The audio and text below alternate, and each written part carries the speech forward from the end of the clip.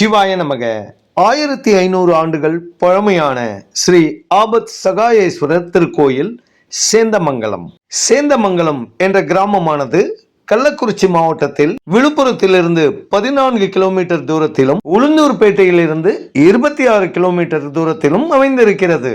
இன்று அமைதியாக காணப்படும் இந்த சேந்தமங்கலம் கிராமமானது காடவராய வம்சத்தில் வந்த மன்னனான கோப்பெருஞ்சிங்கனின் தலைநகராக திகழ்ந்த ஒரு மிகப்பெரிய நகரம்தான் இந்த சேந்தமங்கலம். இந்த ஊரில்தான் புகழ்பெற்ற சோழ பேரரசின் வீழ்ச்சிக்கு காரணமான வரலாற்று முக்கியத்துவம் வாய்ந்த பல போர்கள் இந்த சேந்தமங்கலம் கிராமத்தில் நடந்திருக்கிறது. மிக பெரிய கோட்டை போன்ற அமைப்புடைய இந்த திருக்கோயில் சோழ மன்னனான 3ஆம் ராஜராஜனை சிறையில் வைத்த காடவ மன்னனான 1ஆம் கோப்பெருஞ்சிங்கனால் கட்டப்பட்ட ஒரு அழகிய திருக்கோயிலாகும். இந்த திருக்கோயிலின் இறைவனான சிவபெருமான் மன்னன் கோப்பெருஞ்சிங்கனை பல்வேறு ஆபத்துகளில் இருந்து பாதுகாத்ததால் இங்குள்ள சிவபெருமானுக்கு ஆபத் சகாயேஸ்வரர் என்ற பெயர் வந்ததாக கூறப்படுகிறது.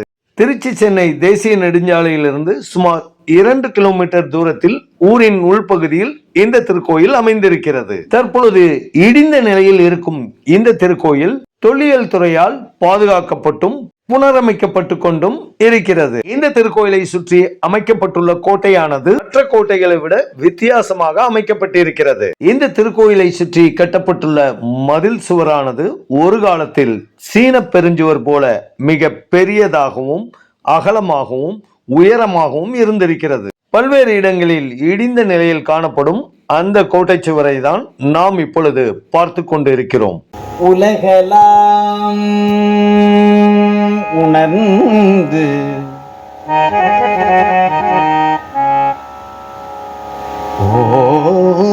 ஓதற்கரியவள்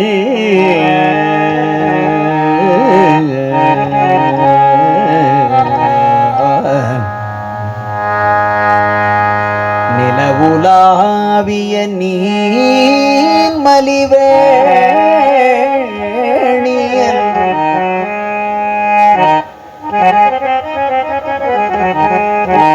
அலகில்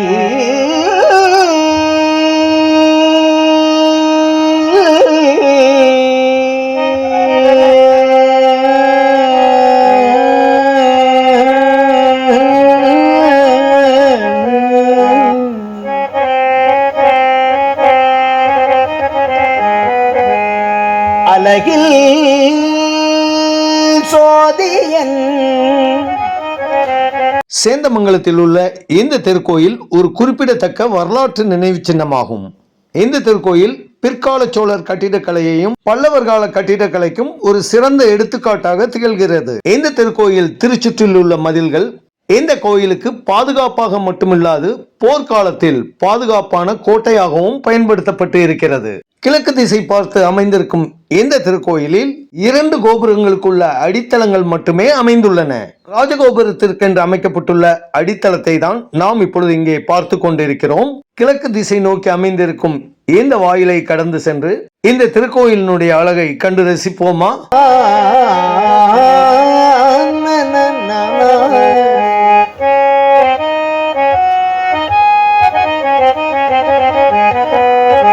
மலரு சிலம்படி வாழ்த்தி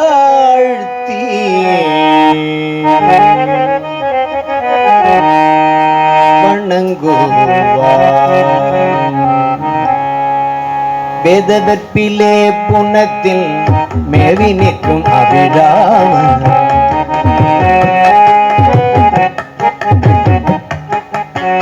வேதவற்பிலே புனத்தில் மேவி நிற்கும் அபிராமன் வேதவற்பிலே புனத்தில் மேவி நிற்கும் அபிராமன் விடுவச்சி பாதபத்மம் இது சச்சை முடி தோய வேதவற்பிலே புனத்தில் மேவி நிற்கும் அபிராமன் விடுவச்சி பாதபத்மம் இது சச்சை முடி தோய ஆதரித்து வேளை புக்க ஆரிரட்டி புயனே.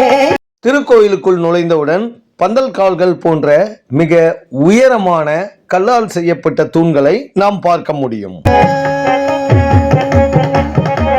ஆதரித்து வேளை புக்க ஆரிரட்டி புயனேய வலதுபுறம் நூற்றுக்கணக்கான தூண்களை கொண்ட ஒரு அழகிய வசந்த மண்டபம் அமைந்திருக்கிறது. அந்த மண்டபத்தை தான் நாம் இப்பொழுது இங்கே பார்த்து கொண்டு இருக்கிறோம்.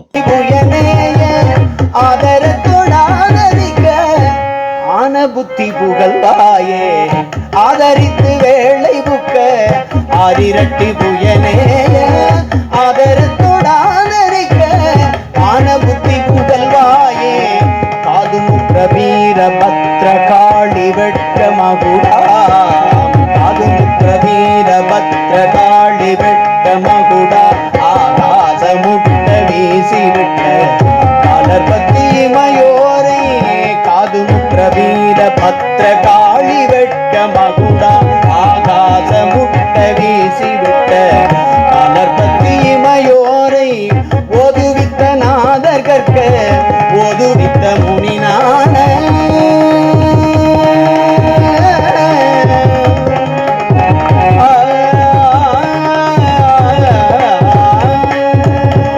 ஓதுவித்த நாதர் கற்க ஓதுவித்த முனிநான ஓரெழுத்தில் ஆறெழுத்தை ஓதுவித்த பெருமாளே ஓதுவித்த நாதர் கற்க ஓதுவித்த முனிநான ஓரெழுத்தில் ஆறெழுத்தை ஓதுவித்த பெருமாளே ஓரெழுத்தில் ஆறெழுத்தை ஓதுவித்த பெருமாள் ஓரெழுத்தில் ஆறெழுத்து.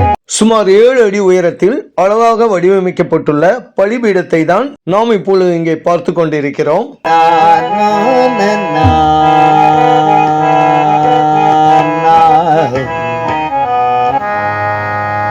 தெளிவு குருவின் திருமேனி காண்டல்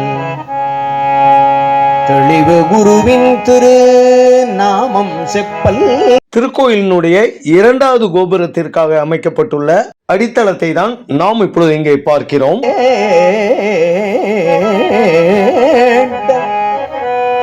தெளிவு குரு இந்த இடத்தில் நாம் 2 முக்கிய கல்வெட்டுக்களை காண முடியும். இந்த திருக்கோயிலில் அருள் பாவித்துக் கொண்டிருக்கும் சிவபெருமான் வாலிகண்டேஸ்வர முடையார் என்ற திருநாமத்துடனும் இந்த ஊரானது ஜனநாத சதுர்வேதி மங்கலம் என்ற சேந்தமங்கலம் என்று அழைக்கப்பட்டதாகவும் இந்த கல்வெட்டில் குறிப்பிடப்பட்டிருக்கிறது. சதுர் என்றால் 4 வேதங்களை கற்பிப்பதற்காக அந்தணர்களுக்கு பண்டை காலத்தில் வழங்கப்பட்ட நிலங்களே சதுர்வேதி மங்கலம் என்று அழைக்கப்பட்டது. ஆகையால் இந்த திருக்கோயிலில் வேதங்களை கற்பிக்கக்கூடிய பாடசாலைகள் இந்த திருக்கோயிலில் நடைபெற்று இருக்கலாம் என்று இந்த கல்வெட்டுக்கள் மூலம் நாம் தெரிந்து கொள்ள முடிகிறது. கோவில்களில் கல்வெட்டுகள் இருப்பதை நாம் பார்த்திருக்கலாம். ஆனால் இந்த திருக்கோயிலில் உள்ள சுவர்கள் முழுவதும் கல்வெட்டுகளாலேயே உருவாக்கப்பட்டிருக்கிறது. திருக்கோயிலினுடைய 2வது நுழைவாயிலை தான் நாம் இப்பொழுது கடந்து சென்று கொண்டு இருக்கிறோம்.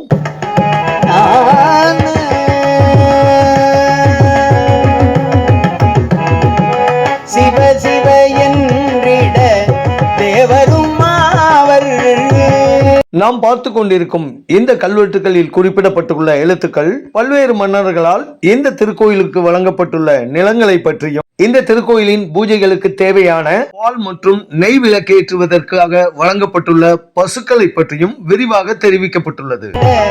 தேவரும் ஆவர் சிவ சிவ தேவரும் ஆவர் சிவ சிவ சிவகதிதா.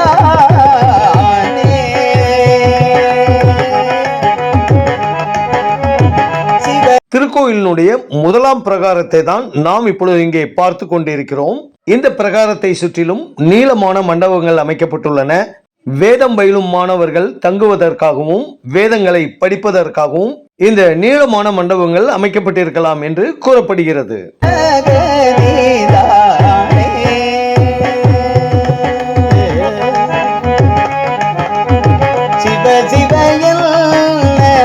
சிவகதி தானே.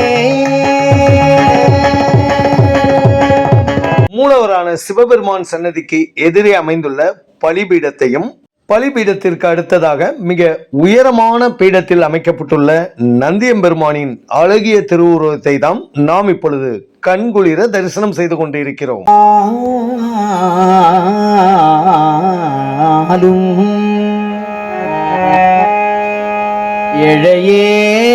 இழையேனுக்கு இறங்கி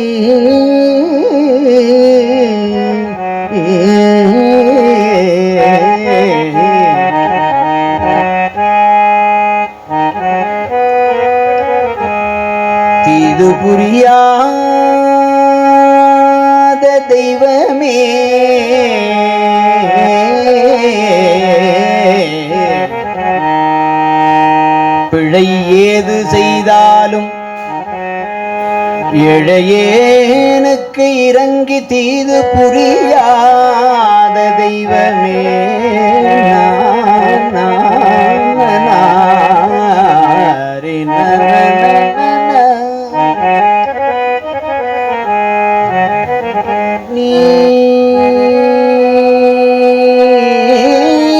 நீதி தடைக்கின்ற போரும்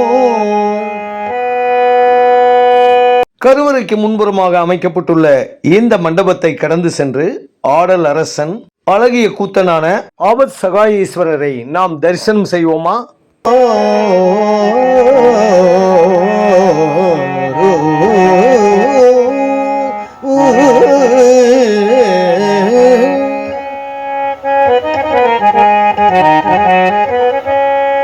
நீதி தழைக்கின்ற ஒரூர் தனி முதலே நாயேன். நந்தியம் பெருமானுக்கு அருகில் 2 தூண்கள் அமைக்கப்பட்டுள்ளன. ஒரு தூணில் விநாயக பெருமானின் திருவுருவமும் மற்றொரு தூணில் முருகப்பெருமானின் திருவுருவத்தையும் நாம் தரிசிக்க முடியும். தெய்வமே பேசு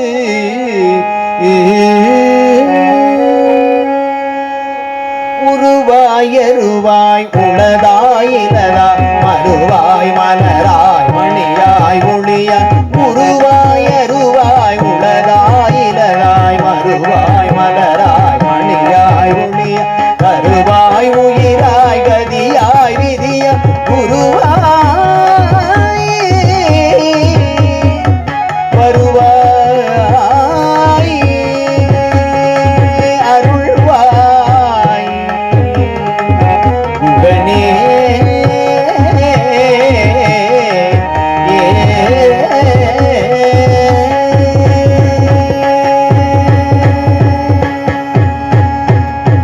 திருக்கோயிலினுடைய மேற்கூரையானது அழகிய வேலைப்பாடுகளுடன் அமைக்கப்பட்டிருக்கிறது. ஈரிலா கொழுஞ்சுடற்குன்றே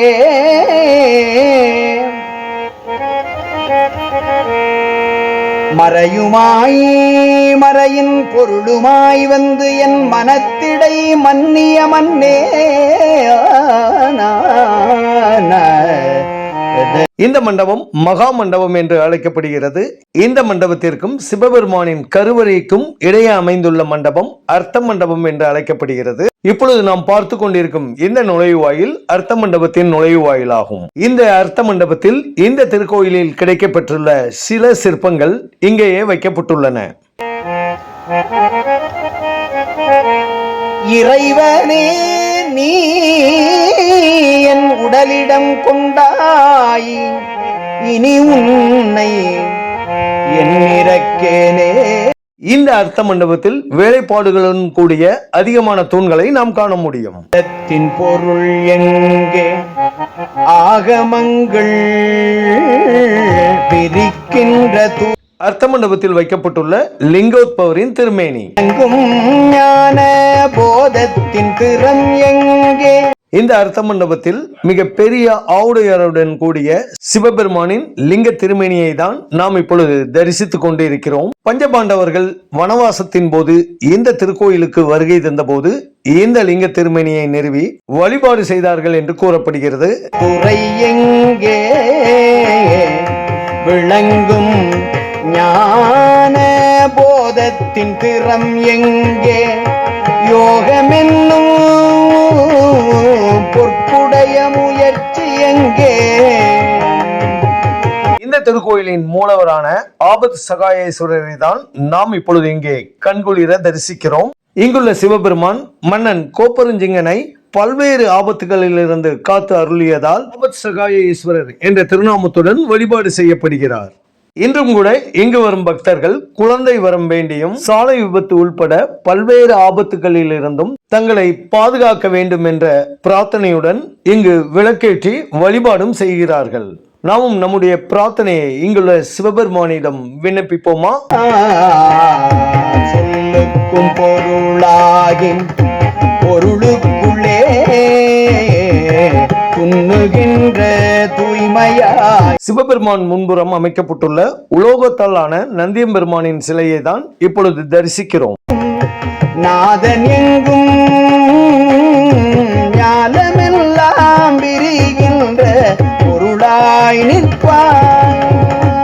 அல்லார்க்கே அல்லவனாய் நல்லார் பாலே அன்பு நிறை நல்லவனாய் அமர்ந்த ஈசன். முதலாம் பிரகாரத்தில் மிக அழகிய வேலைப்பாடுடன் இந்த திருக்கோயிலின் தண்ணீர் தேவையை பூர்த்தி செய்வதற்காக அமைக்கப்பட்டுள்ள கிணற்றை தான் இப்பொழுது நாம் இங்கே பார்த்து கொண்டிருக்கிறோம்.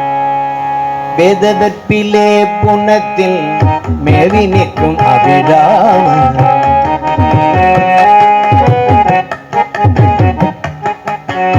வேதவற்பிலே புனத்தில் மேவி நிற்கும் அபிராமன்.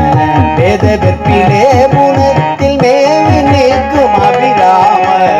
விடுபச்சி பாதபத்மம்.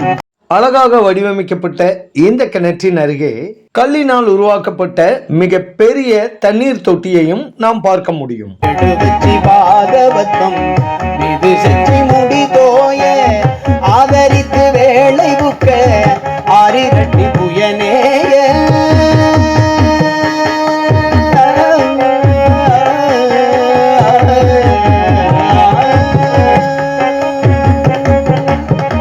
ஆதரித்து வேளை புக்க ஆரிரட்டி புயனேய. ஆதரித்து வேளை புக்க. இந்த திருக்கோயில் ஒரு காலத்தில் கண்டோன்மெண்டாக இருந்துள்ளது, அதாவது படை வீரர்கள் தங்கக்கூடிய இடமாக இருந்துள்ளது. அதற்கு சான்றுதான் இந்த 100 கால் மண்டபம்.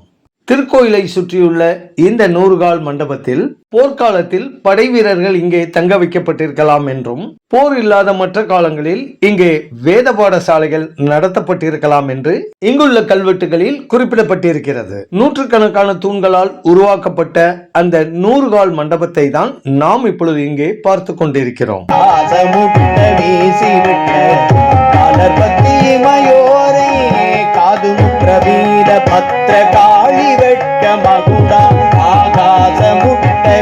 சுமார் 10 அடி உயரத்தில் அழகான வேலைப்பாடுகளுடன் கல்லினால் செதுக்கப்பட்டுள்ள ஜன்னலை தான் நாம் இப்பொழுது இங்கே பார்த்து கொண்டிருக்கிறோம்.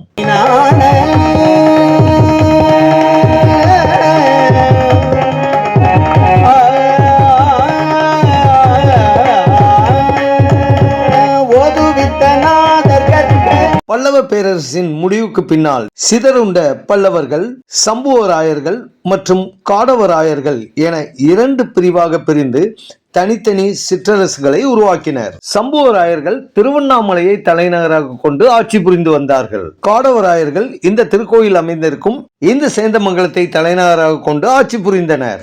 இந்த காடவராய மன்னர்களில் புகழ்பெற்ற மன்னரே கோப்பரஞ்சிங்கன் ஆவார். இந்த கோப்பரஞ்சிங்க மன்னன் தில்லையில் வைத்து சோழ இளவரசியை மனம் புரிந்தார். அதே கோப்பரஞ்சிங்க காடவராயன் கிபி 1216ஆம் ஆண்டு ஆட்சிக்கு வந்து தனது மைத்துனனான சோழ அரசன் 3ஆம் ராஜராஜ சோழனை கைது செய்து இந்த சேந்தமங்கலத்தில் தான் சிறை வைத்தார். சிறந்த சிவபக்தரான கோப்பரஞ்சிங்கன் பல்வேறு சிவாலயங்களை கட்டியுள்ளார். அவர் கட்டிய சிவாலயங்களில் அவருடைய தலைநகரான சேந்தமங்கலத்தில் அமைந்துள்ள இந்த திருக்கோயில் ஒரு மிகப்பெரிய திருக்கோயிலாகும். சிதம்பரம் நடராஜர் மீது அளவற்ற பக்தி கொண்ட மன்னன் கோப்பரஞ்சிங்கன் சிதம்பரம் நடராஜர் கோயிலின் தெற்கு கோபுரத்தை புதுப்பித்தும் கிழக்கு கோபுரத்தை புதிதாக அமைத்தும் பல்வேறு திருப்பணிகளை செய்துள்ளார். ஆகையால் சிதம்பரம் நடராஜர் கோயிலின் தெற்கு கோபுர வாசலில் கோப்பரஞ்சிங்க மன்னனின் கல் சிலையை நாம் இன்றும் காண முடியும். சிதம்பரம் கோயிலில் உள்ள கோப்பரஞ்சிங்கன் சிலையை தான் நாம் இப்பொழுது இங்கே பார்த்து கொண்டிருக்கிறோம். மறையின் பொருளுமாய் வந்து என் மனத்திடை மன்னிய மன்னே.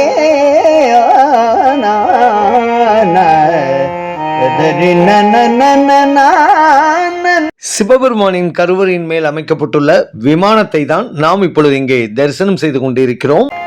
சிறை பெறா நீர் போல் சிந்தை வாய்ப்பாயும் திருப்பெரும் துறை உரை சிவனே. மூலவரின் கருவறையை சுற்றி அமைக்கப்பட்டுள்ள சுவர் கோஷ்டம் என்று அழைக்கப்படுகிறது. இந்த கோயிலின் கோஷ்டத்தில் எந்தவித இறை திருமணிகளையும் நம்மால் தரிசனம் செய்ய முடியாது. ஆர்கியாலஜிக்கல் சர்வே ஆஃப் இந்தியா, அதாவது இந்திய தொல்லியல் துறையினரால் இந்த திருக்கோயிலின் பராமரிப்பு வேலைகள் நடந்து கொண்டிருப்பதால் இங்கே கண்டெடுக்கப்பட்டுள்ள சிலைகள் இனி வரும் காலங்களில் தான் கோஷ்டத்தில் நிறுவப்பட உள்ளன. கோஷ்டத்தில் உள்ள அழகிய சிற்பம் ஒன்றைத்தான் நாம் இப்பொழுது இங்கே பார்த்து கொண்டிருக்கிறோம். துறை எங்கே விளங்கும் ஞான போதத்தின் திறம் எங்கே போகமென்னும் பொற்புடைய முயற்சி எங்கே என்ன ஓர்ந்தே வேதத்தின் பொருள் எங்கே ஆகமங்கள் விரிக்கின்ற துறை எங்கே விளங்கும் ஞான போதத்தின் திறம் எங்கே யோகமென்னும் பொற்புடைய முயற்சி எங்கே என்ன ஓர்ந்தே என்னும் ஏதத்தின் உடல் பிறந்த நெஞ்சம் மாறி பார்ப்போர் வழி சொல்வேன் அருணை சீதத்தன் திலத்தினில் இருக்கின்றானா. இந்த திருக்கோயிலானது சோழர் மற்றும் பல்லவர்களின் கட்டிடக்கலை பாணியை கொண்டது. இந்த திருக்கோயிலில் கோப்பெருஞ்சிங்க மன்னன் மற்றும் விஜயநகர மற்றும் பாண்டிய மன்னர்களின் கல்வெட்டுகள் அதிகமாக கிடைத்துள்ளன. காடவராய மன்னர்களின் தலைநகரான இந்த சேந்தமங்கலத்தில் அரண்மனைகள் மற்றும் கோட்டைகள் முற்றிலும் அழிந்துவிட்டன. இந்த திருக்கோயில் மட்டும் காடவராய மன்னர்களின் கட்டிடக்கலைக்கு ஒரு வரலாற்று சின்னமாக கம்பீரமாக காட்சியளித்துக் கொண்டிருக்கிறது. பொருளாய் நிற்பாய் அல்லார்க்கே அல்லவனாய் நல்லார் பாலே அன்பு நிறை நல்லவனாய் அமர்ந்த ஈசன் எல்லாருக்கும் குளிமைக்கும் உயர்ந்த ஞானி எல்லாருக்கும் ஒளி வழங்கும் உயர்ந்த ஞானி. கோஷ்டத்தில் தட்சிணாமூர்த்திக்கு என்று அமைக்கப்பட்டுள்ள தனி சன்னதி இருக்கின்றானே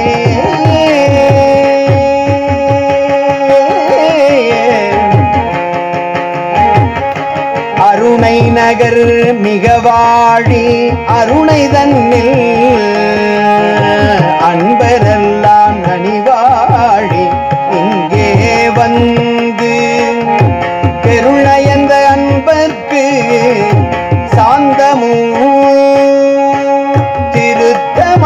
இந்த பகுதியினுடைய வரலாற்று முக்கியத்துவத்தை கருதி தொல்லியல் துறை கடந்த 1995ஆம் ஆண்டு இந்த பகுதியை அகழாய்வு செய்த பொழுது சோழர்கள் கால கூரை ஓடுகளும் இரும்பு ஆணிகளும் நூல் நூற்கும் கருவிகளும் மணிகள் மற்றும் சுடுமண் விளக்குகள் மற்றும் யானை தந்தத்தால் செய்யப்பட்ட தாயக்கட்டைகள் ஆகியவைகள் இங்கே கிடைத்துள்ளன. இங்கே கிடைத்த கல்வெட்டுகளின்படி கிமு 3ஆம் நூற்றாண்டிலிருந்து மக்களின் வாழ்விட பகுதியாக இந்த சேந்தமங்கலம் விளங்கியிருக்கிறது. மேலும் கிபி 13ஆம் நூற்றாண்டின் அளவில் கோட்டை, அரண்மனை போன்ற செங்கற்கட்டடங்கள் இங்கே நிர்மாணிக்கப்பட்டு ஒரு மிகச்சிறந்த தலைநகரமாகவே இந்த ஊர் வளர்ச்சி பெற்று இருக்கிறது. கோஷ்டத்தில் லிங்கோத்பவர் சிலை நிறுவப்பட வேண்டிய இடத்தை தான் நாம் இப்பொழுது இங்கே பார்க்கிறோம்.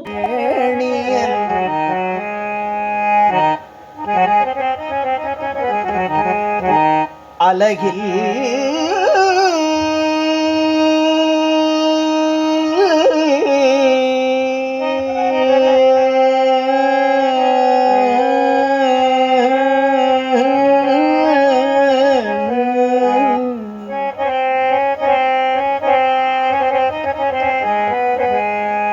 கோஷ்டத்தில் பிரம்மாவின் சிலை நிறுவப்பட வேண்டிய இடத்தை தான் நாம் இப்பொழுது இங்கே பார்த்து கொண்டிருக்கிறோம். அம்பலத்து ஆடுவா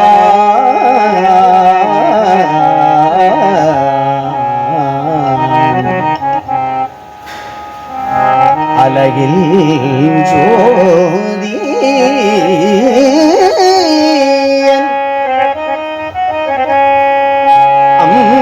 சண்டிகேஸ்வர பெருமானுக்கு என்று அமைக்கப்பட்டுள்ள தனி சன்னதி. இந்த சன்னதியில் வேலைகள் நடைபெற்று கொண்டிருப்பதால் இனி வரும் காலங்களில் இந்த சண்டிகேஸ்வரன் திருவுருவத்தை இங்கே நாம் தரிசனம் செய்யலாம்.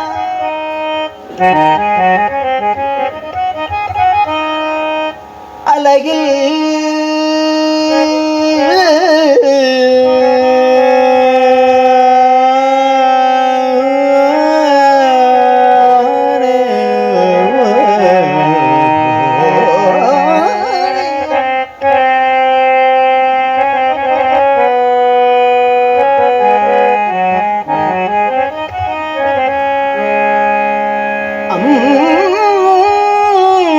அம்பலத்து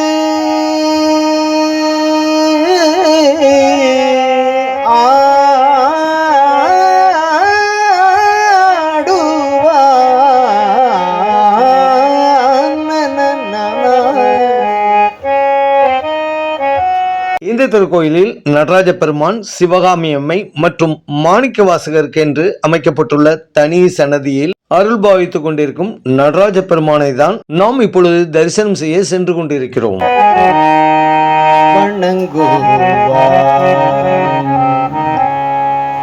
வேதவற்பிலே புனத்தில் மேவி நிற்கும் அபிராம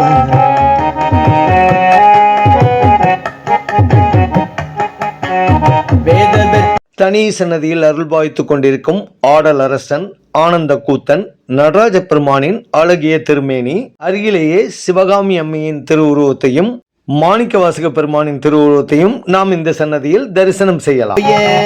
வேதவற்பிலே புனத்தில் மேவி நிற்கும் அபிராம எடுவச்சி பாகவத்தம் மிது செச்சி முடிதோய ஆதரித்து வேளை புக்க ஆரிரட்டி புயனேய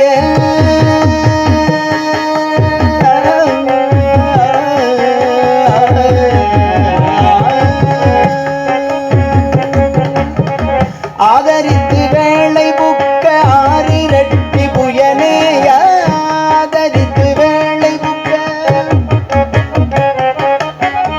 ஆதரித்து வேளை புக்க ஆரிரட்டி புயனேய ஆதரத்தோடாதரிக்க ஆன புத்தி புகழ்வாயே ஆதரித்து வேளை புக்க ஆரிரட்டி புயனேய ஆதரத்தோடாதரிக்க ஆன புத்தி புகழ்வாயே காதுமுற்ற வீர பத்ர காளி வெட்ட மகுடா.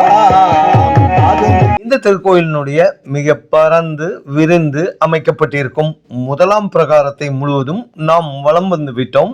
நந்தியம்பெருமானை வணங்கிவிட்டு திருக்கோயிலின் உள்ளே சென்ற நாம் நந்தியம்பெருமானிடம் நம்முடைய பிரார்த்தனையை விண்ணப்பித்து விட்டு இரண்டாம் பிரகாரத்தில் தனி சன்னதியில் அருள்பாய்த்துக் கொண்டிருக்கும் அம்பிகையை நாம் தரிசனம் செய்வோமா?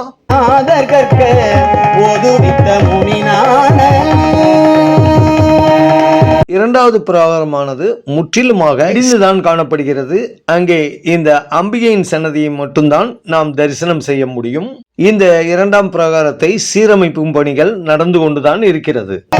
ஓரெழுத்தில் ஆறெழுத்தை ஓதுவித்த பெருமாளே ஓதுவித்த நாதகற்க ஓதுவித்த முனி. அம்பிகை சன்னதியின் நுழைவு வாயிலை தான் நாம் இப்பொழுது இங்கே தரிசனம் செய்கிறோம். இந்த திருக்கோயிலின் அம்பிகையானவர் இரண்டு திருநாமங்களுடன், அதாவது பிரகன்நாயகி மற்றும் சிவலோகநாயகி என்ற இரண்டு திருப்பெயர்களுடன் வழிபாடு செய்யப்படுகிறார்.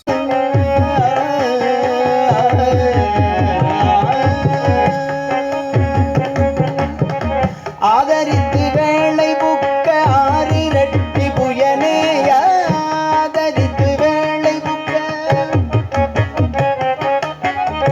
ஆதரித்து வேளை புக்க ஆரிரட்டி புயனேய. சுமார் 5 அடி உயரத்தில் 4 திருக்கரங்களுடன் அருள்பாய்த்துக் கொண்டிருக்கும் அம்பிகை பிரகன்நாயகி தாயாரை தான் நாம் இப்பொழுது கண்குளிர தரிசனம் செய்து கொண்டிருக்கிறோம். கோப்பரஞ்சிங்கனால் கட்டப்பட்ட ஒரு பழமையான திருக்கோயிலை தரிசனம் செய்த மன நிறைவுடன் அடியார்கள் அனைவரும் நீண்ட ஆயிலும் நிறைவான செல்வமும் பெற்று மன நிறைவுடன் வாழ வேண்டும் என்ற பிரார்த்தனையுடன் தங்களிடமிருந்து விடைபெறுகிறோம். சிவாய நமக.